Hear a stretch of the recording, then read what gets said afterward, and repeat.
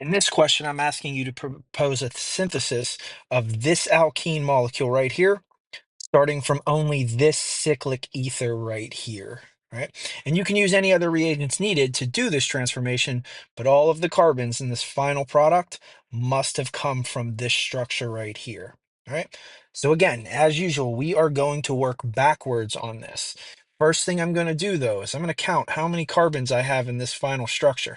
There's clearly a lot more carbons in this final structure versus what I'm permitted to start with. As soon as you see that, that's when you start thinking, I'm probably going to be making some carbon-carbon bonds via Grignard reagents or organolithium reagents. Which means as we take this thing apart backwards, we're going to try to take it apart and get it to alcohols. Because remember, Grignards with ketones make alcohols. Grignards with aldehydes make alcohols. We're going to work these back to alcohols because every time we get this thing back to an alcohol, that's a moment where we can split this thing apart into its corresponding ketone or aldehyde and its Grignard reagent. All right. That's our goal here. Work backwards to get to alcohols and then eventually get back to this permitted starting material. All right, so I'm going to just draw an arrow directly from this product right here.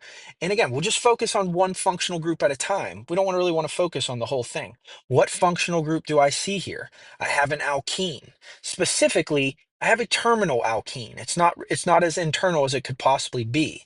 Okay, so I'm just going to ask myself, how can I make alkenes? Well, you know you can make them with the E1 reaction or the E2 reaction. So what do we need when we do that? Whenever we do these E2 reactions or E1 reactions, we need a good leaving group. So I just need to put a good leaving group on here. One thing I'm kind of noticing though is notice that this starting material has 5 carbons in it. This has 10 carbons, and we can kind of split this in half in the two of the 5 pieces.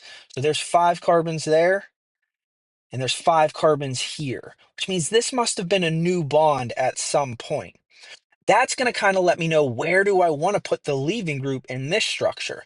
I want to put it on this carbon right here, which is this carbon right here. All right. I want to put it there because that's going to allow me to split this thing apart specifically at this bond at some point. That way I have my 5 carbon piece and my 5 carbon piece. All right. So I put a good leaving group on there. I just chose bromine there. Now, if I want to make that alkene and I want to make it specifically be as terminal as possible here, I want the double bond to form here. I just want to make sure that I use something pretty sterically crowded. So I'm just going to say something like T-butoxide here. All right, that'll do the E2 reaction and put the double bond mostly where I want it to go. So now I'm just looking at this structure, this brominated structure, and I'm thinking, what do I want to make this from? Well, I want to make it from an alcohol, because if I make it from an alcohol, that's a good time for me to take this thing apart at this bond right here. So I'm just basically saying, how could I put a bromine here if there was a hydroxyl group here instead? So let me go ahead and draw that corresponding alcohol.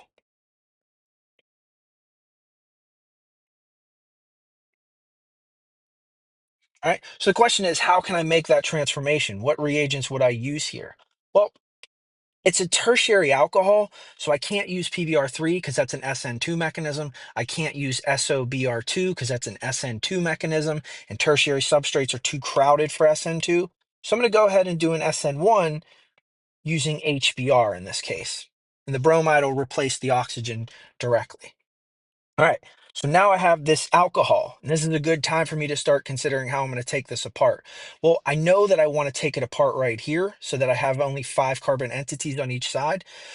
So I know that this carbon and this oxygen must have been the carbon-oxygen double bond of a ketone before this carbon came in and reduced that carbon-oxygen double bond. So this must have been the nucleophilic carbon of the Grignard.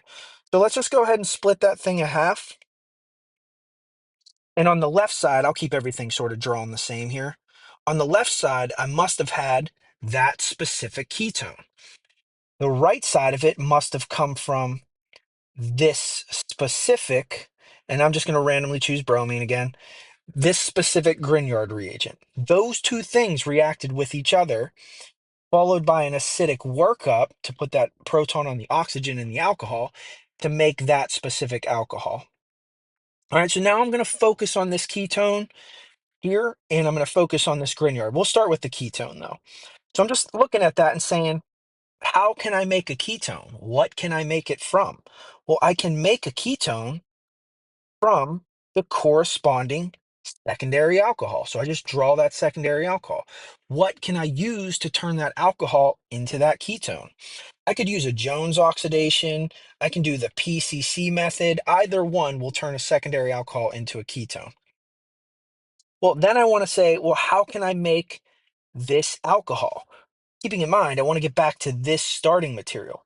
Well, here's that isopropyl group in the starting material. Here's that isopropyl group in the product, meaning I want the oxygen of the ether, the starting material ether, I want it to remain on this carbon right here. And I want this to be a free methyl group. I want the oxygen here, so this is the free methyl group. Well, I need something to react with this carbon of the starting material.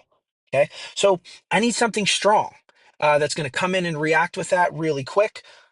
So if I have that starting material, I'm going to draw it down here.